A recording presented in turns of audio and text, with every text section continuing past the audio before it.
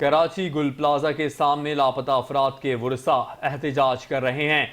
हमारे नुमाइंदे 5 न्यूज़ सनाउल्लाह हकड़ो मुजाहिरीन के साथ हैं, उनसे जानते हैं। जी सनाउल्लाह, बताइएगा मुजाहिरीन का क्या कहना है?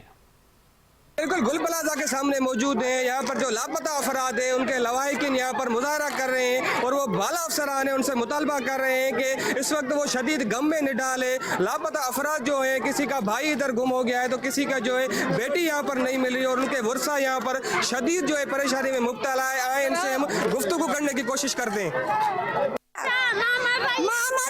पागल हो गया, इन लोगों पे आता है तो मैं आगे करते हैं और हम पे आया तो कोई आगे नहीं हो रहा।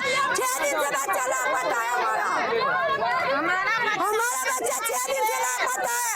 इसकी माँ पागल है, घर पे कोई खबर नहीं है इसकी।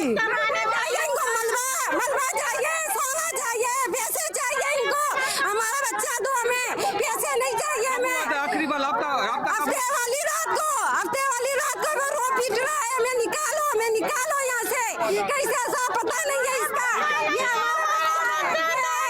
ये हमारा बच्चा, बस नंबर दे दो, ऐसे किए जा रहे हैं।